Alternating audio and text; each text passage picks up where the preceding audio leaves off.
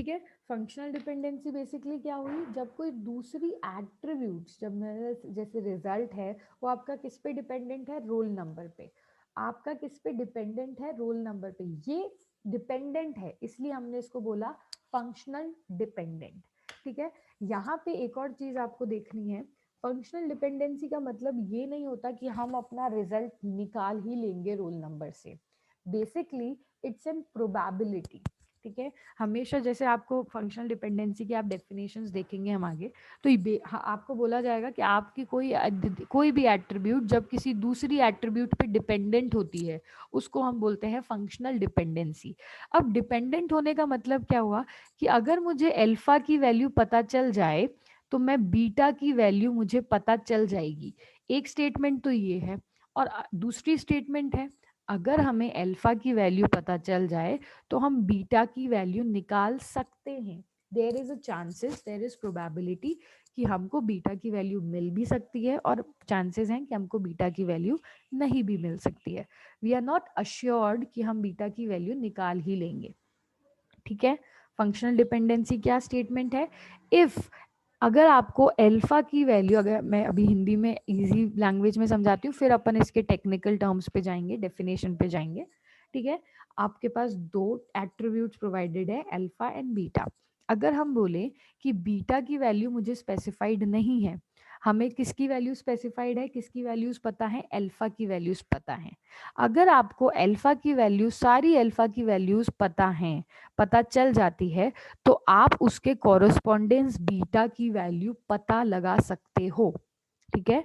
क्या है functional dependency, कोई भी एट्रीब्यूट किसी दूसरी एट्रीब्यूट पे अपनी एग्जिस्टेंस के लिए जब डिपेंडेंट हो जाए। ठीक है। लाइक फॉर एग्जाम्पल, अगर मुझे स्टूडेंट का रोल नंबर पता होगा तब मैं उसका रिजल्ट फेच कर सकती हूँ। अगर मुझे स्टूडेंट का रोल नंबर पता होगा तब मैं उसके फादर का नेम फेच कर सकते हैं। ठीक है। अगर उसका रोल नंबर पता होगा, अगर उसका स्टूडेंट का नेम पता होगा, not only roll number, basically keys. ठीक है। कीज क्या होती हैं आपको याद आना चाहिए। कीज क्या है, की is a set of attribute, और एक एट्रीब्यूट भी हो सकती है और मल्टीपल सेट ऑफ एट्रीब्यूट्स भी हो सकते हैं। ठीक है। ये क्वेश्चन भी आया था आपके क्वेश्चन एग्जाम में, वो टेस्ट में, कि बेसिकली कीज क्या होती है, एक एट्रीब्यूट भी हो सकती है, मल्टीपल एट्रीब्यूट भी हो सकती हैं, लेकिन इसका काम क्या होता है, हर एक टपल को यूनिक तरीके से आइडेंटिफाई करना। ठीक है। मैक्सिमम स्टूडेंट्स ने इस क्वेश्चन में उल्टा जवाब दे दिया था कि हर एक एट्रीब्यूट को यूनिक तरीके से स्पेसिफाई कर रहे हैं। नहीं, ये बेसिकली कीज क्या होती है, एट्रीब्यूट्स होती हैं, ये कॉलम्स होते हैं जो हर टपल को यूनिकली एक्सप्रेस करते हैं। हर एक टपल को यूनिकली, सुपर की, कैंडिडेट की, प्राइमरी की, इतना हमने उसमें दिन लगाए थे। ठीक है। तो वो सारा का सारा कंसेप्ट अब आपका इन नॉर्मलाइजेशन में इम्प्लीमेंट होने वाला है। ठीक है। वो जो सारा ज्ञान पढ़ा था पहले वो अब यहाँ पे एग्जीक्यूट होगा। ओके। तो बेसिकली फंक्शनल डिपेंडेंसी क्या है, ऐसी एट्रीब्यूट्स, ऐसी कीज जिन पे दूसरी एट्रीब्यूट्स डिपेंडेंट हो अपने एग्जिस्टेंसेस के लिए। ठीक है। That is known as functional dependency. ठीक है। अगर मैंने आपको बोल दिया कि अल्फा की वैल्यू है सी, मान लीजिए बी, तो हम बीटा की वैल्यू पता लगा सकते हैं क्या, बी एस बिल्कुल लगा सकते हैं, क्योंकि ए बी सी डी आपकी अल्फा आपका की बन सकता है, और की जब बन जाएगा तो आपके पास अगर अल्फा प्रोवाइडेड हो बी, तो आप अल्फा प्रोवाइडेड हो बी, तो उस पर अगर फंक्शनल डिपेंडेंसी है, बीटा आपका अल्फा पे डिपेंडेंट है, तो आप बी, अगर अल्फा की वैल्यू बी पता चल जाए तो बीटा की वैल्यू आप कैलकुलेट पता लगा सकते हो। ठीक है। अब कंडीशंस शुड बी देयर, आपकी एट्रीब्यूट्स पर्टिकुलर की एट्रीब्यूट पे डिपेंडेंट होनी चाहिए। ठीक है। अगर आपकी कोई एट्रीब्यूट उनकी एट्रीब्यूट्स पे डिपेंडेंट नहीं है तो आप सिंपली पता नहीं लगा सकते, और अगर आपकी कोई एट्रीब्यूट किन्हीं दूसरी की एट्रीब्यूट्स पे डिपेंडेंट है तो आप पता लगा सकते हो। ठीक है। इस डिपेंडेंसी को हम बोलते हैं फंक्शनल डिपेंडेंसी। कैसे रिप्रेजेंट होता है, सिंपली एरो से रिप्रेजेंट होता है। ठीक है। सिंपली कैसे रिप्रेजेंट होता है, एक सिंपल एरो से रिप्रेजेंट होता है। यानी कि इस केस में देखो दो चीजें हैं, If value of alpha is known, then we can search value of beta. We can search, हम search कर सकते हैं value of beta अगर आपको ये functional dependency provided हो. इसका मतलब ऐसा होता है कि जो आपके right hand side पे होती है ना attribute, वो आपके left side की attribute पे dependent है. ठीक है, दैट मीन्स आपकी बीटा की वैल्यू अल्फा पे डिपेंडेंट है. ठीक है, ये एक प्रॉपर रिप्रेजेंटेशन है फंक्शनल डिपेंडेंसी का. क्या रिप्रेजेंटेशन है? फर्स्ट ऑफ ऑल सिंपल आप एरो से रिप्रेजेंट करते हो इसको. ठीक है, फंक्शनल डिपेंडेंसी आगे नॉर्मलाइजेशन में इट्स ऑल अबाउट एफडीज. ठीक है, यही एफडीज आप क्या नॉर्मलाइजेशन में आगे यूज करी जाएंगी. अगर फंक्शनल डिपेंडेंसी समझ नहीं आई तो आपको नॉर्मलाइजेशन भी समझ नहीं आएगा, दैट फॉर श्योर. तो हाथों हाथ जो भी डाउट है पूछ लेना. इंपॉर्टेंट कंसेप्ट है, समझ आना ही चाहिए. ओके, फंक्शनल डिपेंडेंसी क्या हुई? अगर कोई एट्रीब्यूट किसी दूसरी एट्रीब्यूट पे डिपेंडेंट होगी तो वो हो जाएगा आपका फंक्शनल डिपेंडेंसी. सिंपल रिप्रेजेंटेशन कैसे करते हैं हम? एक एरो से.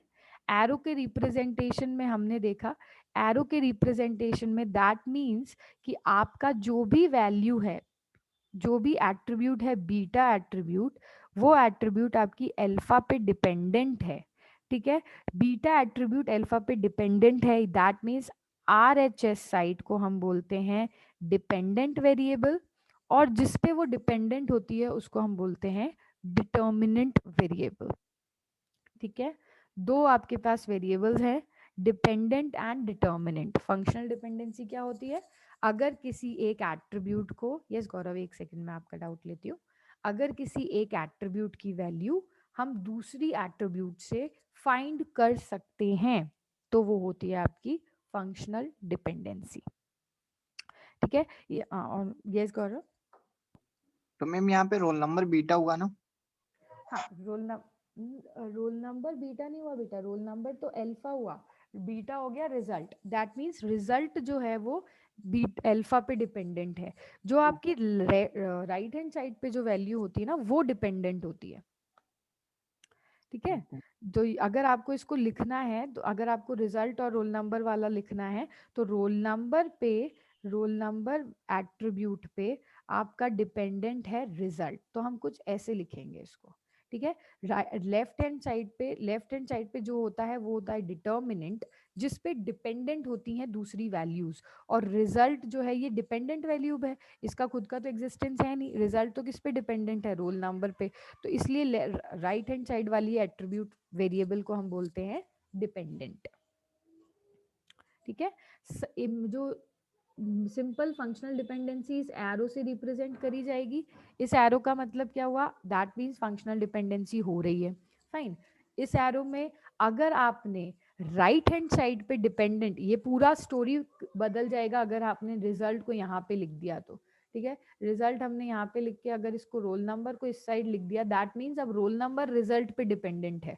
ठीक है, तो ये आपको ध्यान से रखना है. फंक्शनल डिपेंडेंसी हम जब भी लिखेंगे तो जो भी एट्रीब्यूट डिपेंडेंट होगी, ठीक है, वो आपके राइट हैंड साइड पे जाएगी. डिपेंडेंट एट्रीब्यूट हमेशा राइट हैंड साइड पे हम लिखते हैं, और जिस पे वो डिपेंडेंट होगी वो आपके डिटर्मिनेंट साइड पे जाएगी, which is left hand side पे जाएगी. ये उसका प्रॉपर रिप्रेजेंटेशन है फंक्शनल डिपेंडेंसी का. ठीक है, क्या होता है? कोई भी एट्रीब्यूट बीटा, अगर आपकी कोई भी एक एट्रीब्यूट अल्फा आपको नोन है तो आप उससे बीटा की वैल्यू सर्च कर सकते हो. कंडीशंस अप्लाई, आपको ये फंक्शनल डिपेंडेंसी प्रोवाइडेड होनी चाहिए. ठीक है, सिंपल रिप्रेजेंटेशन एक एरो से करते हैं हम उसका. एरो से रिप्रेजेंटेशन करने का मतलब फंक्शनल डिपेंडेंसी हो रही है. रिप्रेजेंटेशन राइट हैंड साइड पे जो भी होते हैं वो हमारे डिपेंडेंट वेरिएबल्स होते हैं, जो एट्रीब्यूट डिपेंडेंट होती है किसी दूसरी एट्रीब्यूट पे, और लेफ्ट हैंड साइड पे हमारे डिटर्मिनेंट्स होते हैं जिन पे वो आपके डिपेंडेंट होते हैं. ठीक है, डिटर्मिनेंट एंड डिपेंडेंट आगे हम जब नॉर्मलाइजेशन पढ़ेंगे तो मैं आपको डिटर्मिनेंट एंड डिपेंडेंट बोलूंगी, तो यू नीड टू अंडरस्टैंड कि डिटर्मिनेंट कौन सा होता है और डिपेंडेंट कौन सा होता है. अगर हम कहें तो डिटर्मिनेंट हमारी कीज एट्रीब्यूट हो सकती हैं, है ना। डिटर्मिनेंट हमारी कौन सी एट्रीब्यूट हो सकती है, कीज हो सकती हैं, जैसे रोल नंबर हो गया, स्टूडेंट आईडी हो गया, ये हमारी कीज एट्रीब्यूट होती हैं। तो जिन पे सारी की सारी नॉन की एट्रीब्यूट डिपेंडेंट हो वो होती है हमारी डिटर्मिनेंट। ठीक है, हमेशा लेफ्ट हैंड साइड पे हम डिटर्मिनेंट्स लिखते हैं एरो का साइन, और राइट हैंड साइड पे हम वो एट्रीब्यूट्स लिखते हैं जो डिपेंडेंट होती हैं। सिंपल, इसको हम कहते हैं हमारी फंक्शनल डिपेंडेंसी। ठीक है, फॉर एग्जाम्पल यहाँ पे देखिए अल्फा एंड बीटा, अगर आपको अल्फा एंड बीटा की वैल्यूज, अल्फा की सारी वैल्यूज प्रोवाइडेड हो जाए तो आप बीटा की वैल्यू कैलकुलेट कर सकते हो। और अगर आपके पास, अगर डिपेंडेंसी कुछ ऐसी हो जाती सॉरी, यस, अगर डिपेंडेंसी आपके पास ऐसी हो जाती कि बीटा आपका लेफ्ट हैंड साइड आ जाता और अल्फा हमारा इस साइड आ जाता, तो इसका मतलब क्या हो रहा था, अब क्या हो जाता कि हमारी अल्फा की वैल्यू जो है वो अब बीटा पे डिपेंडेंट है। ठीक है, एरो भले ही फॉरवर्ड की स्ट्रेट फॉरवर्ड पे एरो कर रहा है, लेकिन जो फंक्शनल डिपेंडेंसी है वो रिवर्स है। दैट मीन्स अब जो अल्फा की वैल्यूज है वो बीटा पे डिपेंडेंट है, बीटा आपको पता पड़ना चाहिए, फिर आप अल्फा पता लगा सकते हो। और अगर ये जनरल केस जो हम नॉर्मल हमारा ये वाला जो केस है, इसमें अल्फा की वैल्यू और बीटा की वैल्यू में हमने एक फंक्शनल डिपेंडेंसी लगा रखी है, दैट मीन्स बीटा की वैल्यू से मेरे को अल्फा की वैल्यू पता चल जाएगी। ओके, अगर इसके डेफिनेशन पार्ट पे देख जाए हम, तो functional dependency in DBMS as the name suggest is the relationship between attributes of a table dependent on each other. ठीक है, फंक्शंस पे डिपेंडेंसी जैसा नाम बता रहे हैं, कोई एट्रीब्यूट किसी दूसरी एट्रीब्यूट पे अपने एग्जिस्टेंस के लिए डिपेंडेंट है। ठीक है, लाइक फॉर एग्जांपल मेरी एक एट्रीब्यूट है एज, दूसरी एक एट्रीब्यूट है डेट ऑफ बर्थ। ठीक है, तो यहाँ पे क्या है कि एज एक ऐसी एट्रीब्यूट है जो आपकी डेट ऑफ बर्थ पे डिपेंडेंट है, तो हम इसको कैसे लिखेंगे, DOB और एज। दैट मीन्स एज हमारे पास एक ऐसी एट्रीब्यूट है जो किस पे डिपेंडेंट है अपने एग्जिस्टेंस के लिए, DOB के लिए। अगर मुझे डेट ऑफ बर्थ पता चल जाए किसी भी पर्टिकुलर स्टूडेंट की, तो मैं उसकी एज कैलकुलेट कर सकती हूँ। ठीक है, ये होती है आपकी फंक्शनल डिपेंडेंसी। एक सिंपल एरो से आप इसको रिप्रेजेंट करते हैं, जो भी एट्रीब्यूट डिपेंडेंट होती है वो आपके राइट हैंड साइड पे हम लिखते हैं, इसको हम बोलते हैं डिपेंडेंट साइड। और जो भी एट्रीब्यूट जिसपे वो डिपेंडेंट होते हैं, ठीक है, वो हमेशा लेफ्ट हैंड साइड पे लिखते हैं, और ये होते हैं हमारे डिटर्मिनेंट्स। ठीक है, यस गौरव। मैम डिपेंडेंट तो डीओबी भी हो सकता है ना? हो सकता है, किस पे डिपेंड करेंगे इसको बताओ, इससे एज भी तो पता चल सकता है क्या बोल रहे हो। मैम। डीओ मतलब एज से डीओबी तो पता चल सकता है, मतलब डिपेंडेंट तो डीओबी भी हो सकता है ना मैम? हाँ, वो कोई भी, वो डिपेंड करता है आपके रिलेशनशिप में क्या फंक्शनल डिपेंडेंसी है, कि आपके टेबल में कौन कौन सी फंक्शनल डिपेंडेंसी। आप ऐसा भी लिख सकते हो कि एज एज इस साइड लिख दिया और डीओबी, तो इसका मतलब फिर उल्टा हो जाएगा कि आपको एज पता होनी चाहिए और डीओबी फिर उस पर डिपेंडेंट है। ठीक है, बेसिकली मैं आपको यहाँ पे क्या बता रही हूँ कि आपका रिप्रेजेंटेशन कैसे होना है। अगर आपको शो करना है कि डेट ऑफ बर्थ डिपेंडेंट है एज पे, तो हम इस तरीके से शो करेंगे, और अगर आपको शो करना है एज डिपेंडेंट है डेट ऑफ बर्थ पे, तो हम इस तरीके से शो करेंगे। डिपेंडेंट वेरिएबल हमेशा राइट हैंड साइड पे आएगा, जो भी एट्रीब्यूट आपकी डिपेंडेंट है वो राइट हैंड साइड पे आएगी, सिंपल। ठीक है, thank you ma'am. Yes, okay, introduced by EF Cord, it helps in preventing data redundancy and gets to know about bad designs. ठीक है, बेसिकली हम फंक्शनल डिपेंडेंसी EF कॉर्ड्स ने introduce करी, कैसे हम इससे डेटा रिडंडेंसी रिमूव कर सकते हैं। हमारा आपका जो टेबल क्रिएटेड है, अगर आपने वो टेबल को गंदी तरीके से क्रिएट करा हुआ है, दैट मीन्स हमने एक टेबल क्रिएट किया हुआ है और उस टेबल में मैंने हर स्टूडेंट के लिए डिटेलिंग सेव करी है। ठीक है, अब हर स्टूडेंट के नेम एंड फादर्स नेम के अलावा सारी डिटेल सेम है, लाइक कोर्स उनका सेम है, कौन कौन से टीचर्स उनको पढ़ा रहे हैं वो डिटेलिंग सेम है। तो ये जो हमारा रिपीट हो रहा है मल्टीपल टाइम्स, एक ही डेटा जो रिपीट हो रहा है, इसको हम कैसे एलिमिनेट कर सकते हैं, इस पे हम क्या क्या ऑप्शंस प्रोवाइड कर सकते हैं, इसमें हम क्या क्या टास्क परफॉर्म कर सकते हैं इस रिडंडेंसी को रिमूव करने के लिए, ये हम किसकी हेल्प से कर सकते हैं, हमारे फंक्शनल डिपेंडेंसी की हेल्प से। ठीक है, कैसे करेंगे वो हम आगे डिस्कस करेंगे। बेसिकली फंक्शनल डिपेंडेंसी क्या हुआ, a relationship between attributes of table dependents on each other। सारी की सारी attributes के बीच का एक relationship है जो आपस में dependent है। ठीक है, to understand the concept thoroughly, let us consider the relation P with attributes A and B। Functional dependency is represented by an arrow, then following will be the representation of functional between attributes with an arrow sign। ठीक है, दो आपका एक relationship है P और उस P relationship में दो एट्रीब्यूट्स हैं A एंड B। ठीक है, दो एट्रीब्यूट्स हैं A एंड B, सिंपल एक एरो से हम उसको फंक्शनल डिपेंडेंसी को रिप्रेजेंट करते हैं। यहाँ पे क्या मतलब हुआ, A tends to B, that means कि जो आपकी B एट्रीब्यूट है वो किस पे डिपेंडेंट है, फंक्शनली A पर। ठीक है, बी एट्रीब्यूट आपकी किस पे डिपेंडेंट है, ए पर। अगर आपको ए की वैल्यू पता चल जाए तो आपको बी की वैल्यू पता चल जाएगी। देखो मैथमेटिक्स में ना हम फंक्शंस पढ़ते हैं, F of X is X plus one. ठीक है, F of X is two X plus one. ठीक है, यहाँ पे अगर आपको x की वैल्यू पता चल जाएगी ना तो आपको इस पूरी की पूरी इक्वेशन की वैल्यू पता चल जाएगी। ठीक है, फॉर एग्जांपल अगर मैं यहाँ पे f ऑफ x की जगह 1 लिख देती हूँ तो 2 ऑफ 1 प्लस 1 दैट इज 3। ठीक है, अब यहाँ पे मुझे 3 वैल्यू पता चल गई, दैट मीन्स x के ऊपर मेरी इस पूरी इक्वेशन का रिजल्ट डिपेंडेंट है। ठीक है, इस 3 ये 3 कैसे आ पाया, जब मुझे यहाँ पे x की वैल्यू पता चल गई 1। अब f की वैल्यू मैंने 2 पास कर दी, तो 2 into two plus one that means 4 plus 1 5। अब ये जो रिजल्ट आया है वो मेरे को x की वैल्यू की हेल्प से आया है। ठीक है, इसलिए हमने यहाँ पे ना वर्ड यूज किया है फंक्शंस, क्योंकि ये रहा फंक्शंस। ठीक है, यहाँ पे आप फंक्शंस क्रिएट करते थे ना मैथमेटिक्स में, F of x x plus one, F of x. यहाँ पे हम क्या कर रहे हैं, फंक्शंस की डिपेंडेंसी को चेक कर रहे हैं इन are relation, in are table of different attributes. ठीक है, हर एक रिलेशनशिप को, हर एक डिपेंडेंसी को चेक करेंगे उनकी एट्रीब्यूट के बेसिस पे कि कौन सी एट्रीब्यूट किस दूसरी एट्रीब्यूट पे डिपेंडेंट है। ठीक है, सिंपल रिप्रेजेंटेशन है एक एरो से, एरो एरो की हेल्प से आप इसको रिप्रेजेंट कर सकते हैं।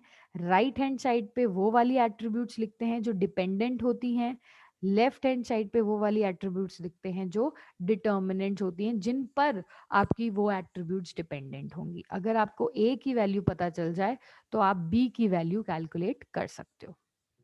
ठीक है, ये है आपका फंक्शनल डिपेंडेंसी का हल्का सा कंसेप्ट। ठीक है, आगे बढ़ते हैं, कोई भी डाउट हो तो प्लीज पूछ लेना, हाथों हाथ हैंड रेस करना और पूछ लेना। स्लाइड्स आगे बढ़ रही हैं, हर एक स्लाइड का कंसेप्ट क्लियर होना चाहिए, तभी नेक्स्ट स्लाइड पे आप आगे बढ़ सकते हो। ठीक है, ऐसा नहीं है कि अच्छा ये कंसेप्ट आगे समझ आ जाएगा, जो भी कंसेप्ट है हाथों हाथ पूछो, नहीं समझ आया तो क्लियर करो उसको। फाइन, नेक्स्ट अपना है फंक्शनल डिपेंडेंसी। मान लीजिए आपका फंक्शनल डिपेंडेंसी के टाइप्स।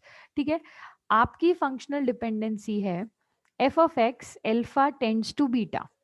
ठीक है, इसका मतलब सिंपल क्या हुआ कि बीटा की वैल्यू हम कैसे कैलकुलेट कर लेंगे, अगर मेरे को अल्फा की वैल्यू पता चल जाए तो।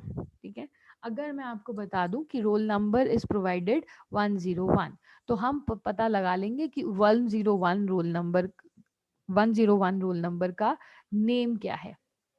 राइट, अगर मुझे पता चल जाए रोल नंबर 23, तो मैं अपने डेटाबेस में सिर्फ रोल नंबर 23 वैल्यू डालूंगी और मुझे पता चल जाएगा कि रोल नंबर 23 पर नेम क्या है उस रोल नंबर का, उस कैंडिडेट का, उस स्टूडेंट का। ठीक है, या फिर उस स्टूडेंट का फोन नंबर क्या है, सिर्फ इस पर्टिकुलर रोल नंबर पे बाकी की सारी एट्रीब्यूट्स डिपेंडेंट हैं। इसको हम बोलते हैं सिंपल फंक्शनल डिपेंडेंसी। ठीक है, दो टाइप्स की फंक्शनल डिपेंडेंसी होती है, मल्टी वैल्यूड एंड वो बेसिकली फंक्शनल डिपेंडेंसी आपके ब्रॉडली अगर देखे जाए तो 5 टाइप्स की होती, trivial, non trivial, transitive partial dependency, total dependency and transitive dependency. ठीक है, partial, total and transitive dependency को हम नॉर्मलाइजेशन में देखेंगे।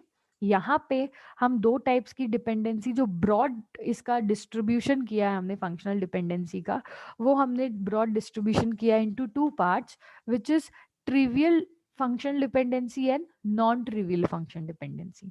देखना ध्यान से, दो टाइप्स की फंक्शनल डिपेंडेंसी आपके पास, trivial and non trivial. Trivial functional dependency में ऐसी डिपेंडेंसी जिस डिपेंडेंसी से आपको कोई नई एट्रीब्यूट नहीं मिल रही, ठीक है, ऐसी फंक्शनल डिपेंडेंसी जिस फंक्शनल डिपेंडेंसी से हमको कोई नई एट्रीब्यूट नहीं मिल रही, हमको वही पुरानी एट्रीब्यूट्स मिल रही हैं जिस पे हम डिपेंडेंट थे। दैट मीन्स, एक एग्जाम्पल से समझें अगर इसको, तो मान लीजिए मुझे स्टूडेंट का रोल नंबर पता है, ठीक है, मुझे स्टूडेंट का रोल नंबर पता है और मुझे स्टूडेंट का नेम पता है। इन दोनों की मदद से मुझे रोल नंबर ही पता लग सकता है, ठीक है, इन दोनों की हेल्प से मुझे क्या पता लग सकता है, रोल नंबर ही पता लग सकता है, और कोई नई attribute I can not find, ठीक है। हमारी फंक्शनल डिपेंडेंसी कहती है कि रोल नंबर की जो वैल्यू है वो रोल नंबर और नेम दोनों एट्रीब्यूट्स पे डिपेंडेंट है। इसका मतलब क्या हुआ, ये एक फंक्शनल डिपेंडेंसी तो हुई क्योंकि एरो सिंबल आ गया है और कोई ना कोई एट्रीब्यूट किसी ना किसी एट्रीब्यूट पे डिपेंडेंट है, तो ये फंक्शनल डिपेंडेंसी तो हुई। लेकिन कौन सी टाइप की हो गई, ट्रिवियल हो गई। क्यों? क्योंकि ऐसी एट्रीब्यूट जो अपने आप पे ही डिपेंडेंट है, दैट मीन्स आपको कोई नई एट्रीब्यूट फाइंड नहीं मिली, ठीक है। रोल नंबर एंड नेम से आपने कोई नई एट्रीब्यूट, एड्रेस, फोन नंबर नहीं निकाल पाए, आप इन दोनों में से ही कोई एट्रीब्यूट निकाली है आपने अगर, ठीक है, तो वो उस टाइप की एट्रीब्यूट होती है आपकी trivial functional dependency. That means A और बी दोनों मिलकर ए को ही निकाल पा रहे हैं, ठीक है। ए जो आपकी डिपेंडेंट है वो किस पे डिपेंडेंट है, ए और बी पे है। ऐसे ही ए और बी दोनों मिलकर बी को ही निकाल पा रहे हैं। जो बी आपका डिपेंडेंट है वो ए और बी खुद पे ही डिपेंडेंट है, कोई नई एट्रीब्यूट आपने फाइंड नहीं करी है, ठीक है। No new value can be searched is known as trivial functional dependency. Whereas दूसरा केस क्या होगा, जब हम किन्हीं नई दो वैल्यूज को मिलाकर किसी थर्ड वैल्यू को जनरेट कर ले। लाइक फॉर एग्जांपल, अगर मैंने आपको बोला कि मार्क्स एंड नेम दो एट्रीब्यूट्स आपको चाहिए, और मार्क्स एंड नेम्स, मार्क्स पता चल जाए अगर आपको और नेम पता चल जाए अगर आपको, तो आप उसका रोल नंबर फाइंड कर सकते हो, ठीक है। दैट मीन्स आपने मार्क्स एंड नेम्स दो एट्रीब्यूट से को मिला के आपने कोई थर्ड न्यू एट्रीब्यूट को जनरेट किया, that that is known as non trivial functional dependency, ठीक है। कोई भी दो एट्रीब्यूट मिलकर किसी थर्ड न्यू एट्रीब्यूट को जनरेट कर सकें, कोई थर्ड न्यू एट्रीब्यूट किन्हीं दो एट्रीब्यूट पे डिपेंडेंट है, कुछ भी वाइस वर्सा, कोई दोनों स्टेटमेंट सही है, ऐसा अगर केस है तो वो केस होगा आपका नॉन ट्रिवियल फंक्शन डिपेंडेंसी। और अगर आपने कोई दो एट्रीब्यूट्स मिलके उसी उन्हीं दो में से किसी एक एट्रीब्यूट को जनरेट कर लिया, वो केस होगा आपका ट्रिवियल फंक्शनल डिपेंडेंसी, ठीक है। New values can be searched. ये दो टाइप्स की फंक्शनल डिपेंडेंसी है आपके पास। देखो मैं आपको यहाँ पे एक हल्का सा कंसेप्ट के लिए एक शॉर्ट स्लाइड बना रखी है, और अच्छे से पूरा डिटेलिंग में पढ़ना है तो उसका थ्योरेटिकल भी हमने आगे लिख रखा है, तो डोंट वरी, ठीक है। पहले हर लॉजिक का, हर कंसेप्ट का ब्रीफ इंट्रोडक्शन लिया करो, ब्रीफली उसको एक्सप्लेन समझने की कोशिश किया करो कंसेप्चुअल, फिर उसके बाद उसकी डिटेलिंग में जाओ। डायरेक्ट हम डिटेलिंग में एंटर हो जाते हैं तो हम उसका कंसेप्ट, जो बेसिक सा कंसेप्ट है वो मिस कर देते हैं। तो जो बेसिक सा कंसेप्ट है, क्यों चीज़ों को डिफिकल्ट बनाना जब वो बहुत आसान है, तो राइट, जितना ज़्यादा सिंप्लीफाई हो सके उतना ज़्यादा सिंप्लीफाई करके पढ़ाई करा करो, ताकि आप लोगों के रेजिस्टेंस मेमोराइज करने की जो ताकत है वो स्ट्रांग होती है उससे। तो उसके जितना सी ईजी करोगे उतना जल्दी जल्दी वो आपके दिमाग में सेट होएगा, कोई भी कंसेप्ट हो। वेदर आप डीबीएमएस का कंसेप्ट ले लो, पाइथन का कंसेप्ट ले लो, उसको इजी करके समझोगे तो वो दिमाग में ज़्यादा देर तक टिकेगा, ठीक है फाइन। तो ऐसे ही फंक्शनल डिपेंडेंसी को इजी तरीके से समझ लिया, फिर हमने उसकी डेफिनेशन देख ली। अब मैंने आपको बताया functional dependencies of two types, basic three types हैं जो हम नॉर्मलाइजेशन में देखेंगे, वो हम अभी नहीं देख रहे हैं।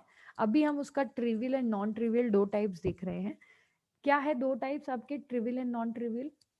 ऐसी फंक्शनल डिपेंडेंसी जिस डिपेंडेंसी में कोई भी नई वैल्यू आप कैलकुलेट फाइंड नहीं कर पा रहे हो, ठीक है, कोई भी नई एट्रीब्यूट्स आप कैलकुलेट फाइंड नहीं कर पा रहे हो, ऐसी एट्रीब्यूट्स जो अपने फंक्शनल डिपेंडेंसी में होने के बाद खुद ही कोई फाइंड कर रही हैं, वो केस होता है आपका ट्रिवियल। और अगर आप कोई सेट ऑफ एट्रीब्यूट्स मिलकर किसी थर्ड न्यू एट्रीब्यूट को फाइंड कर रहा है, तो वो केस होता है आपके पास नॉन ट्रिवियल, ठीक है। आगे कोई भी केस आपको क्वेश्चंस पूछे जा सकते हैं कि ये केस बताइए ट्रिवियल है या नॉन ट्रिवियल है, ठीक है। जैसे फॉर एग्जाम्पल मैंने पूछा कि रोल नंबर एंड नेम, एक तो इंस्टेंस हो गया रोल नंबर एंड नेम से हमको मिल रहा है address,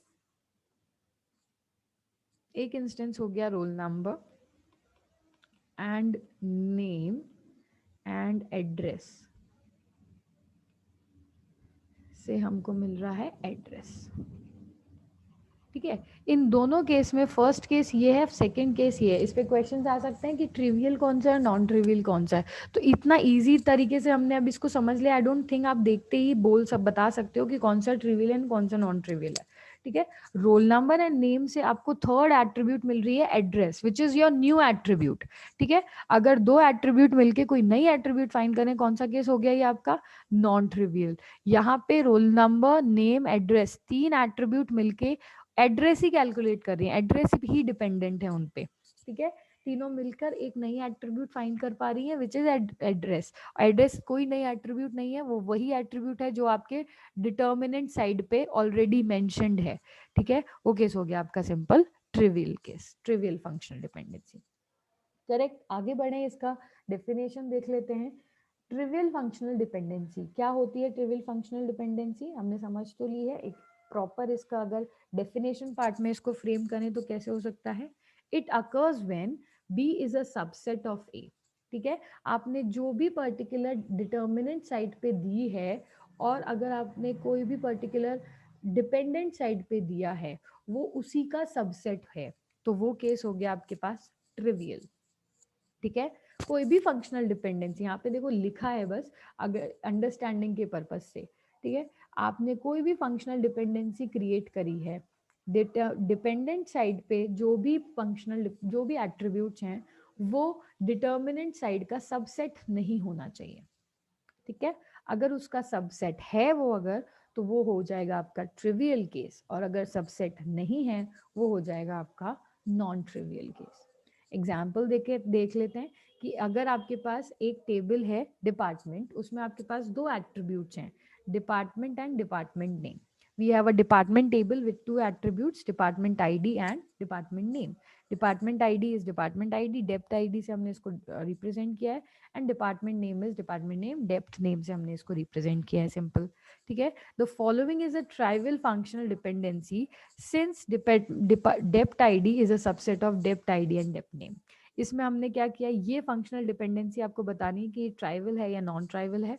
depth ID comma depth name से हम फंक्शनली डिपेंडेंट कौन सी एट्रीब्यूट है उस पे, डेप्थ आईडी। ठीक है, डेप्थ आईडी डेप्थ नेम के सबसेट कौन कौन से हैं? देखिए, डेप्थ आईडी डेप्थ नेम के सबसेट एक तो है डेप्थ आईडी और एक सबसेट है इसका डेप्थ नेम, है ना। सबसेट्स आपको क्रिएट करने आते होंगे।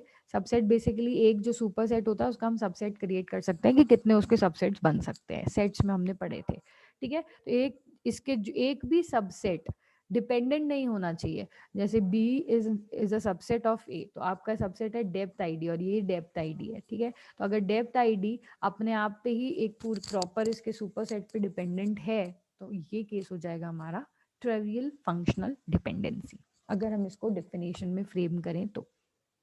ठीक है, फाइन, एग्जाम्पल के थ्रू आप इसको समझा सकते हो ट्रिवियल फंक्शनल डिपेंडेंसी को। नेक्स्ट अपन एक और ले लेते हैं आज, नॉन ट्रिवियल फंक्शनल डिपेंडेंसी को एग्जाम्पल के फ्रेमिंग में कर लें। It occurs when B is not a subset of A. ठीक है, अगर आपका बी ए का सबसेट है तो ट्रिवियल है, और अगर आपका बी ए का सबसेट नहीं है तो ट्राइवल नॉन ट्राइवल है।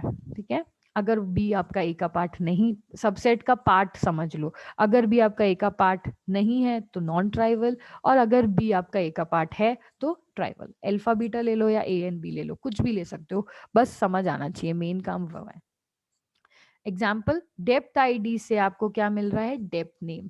इस केस में आपको डेप्थ आईडी और डेप्थ नेम से आपको डेप्थ आईडी ही मिल रहा था, यहाँ पे हमको क्या मिल रहा है, डेप्थ डिपार्टमेंट आईडी की वैल्यू से हम क्या आइडेंटिफाई कर सकते हैं, डिपार्टमेंट नेम की वैल्यू। यहाँ पे depth ID and dept name में कौन डिटर्मिनेंट है कौन डिपेंडेंट है, जल्दी से बता दो एक बार, डिटर्मिनेंट कौन है और डिपेंडेंट एट्रीब्यूट कौन है इस पर्टिकुलर फंक्शनल डिपेंडेंसी में? Dependent and determinant. Yes, anyone? Yes, Gaurav. Ma'am dept ID.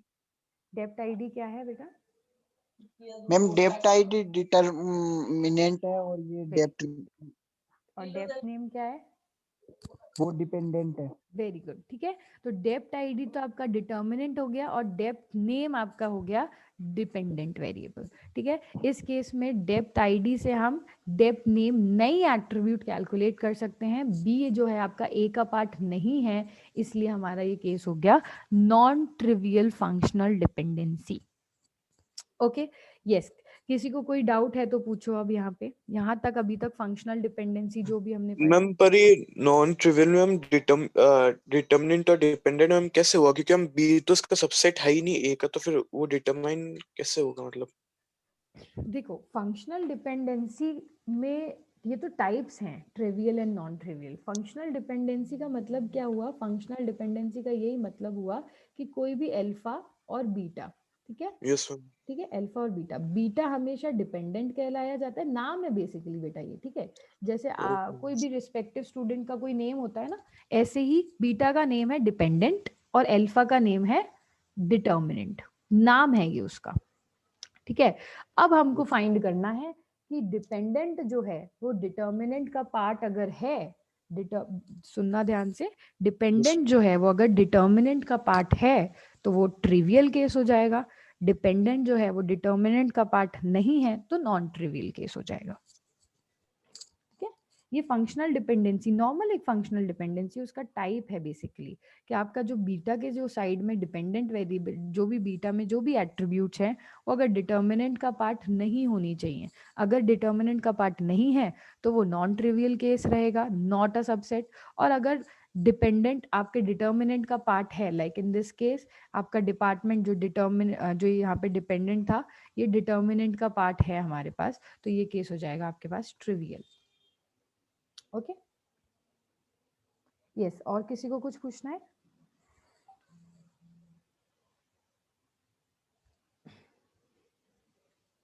Yes Gaurav. Ma'am ये समझाओ ना मैम वापस। कौन सा, ट्रिवियल एंड नॉन ट्रिवियल? हाँ मैम। देखो, ये ट्रिवियल एंड नॉन ट्रिवियल में कुछ नहीं हो रहा। अगर आपके पास फंक्शनल डिपेंडेंसी में कोई भी फंक्शनल डिपेंडेंसी आपने क्रिएट करी है, जैसे रोल नंबर है, ठीक है, रोल नंबर से आपको रिजल्ट मिल रहा है, ओके।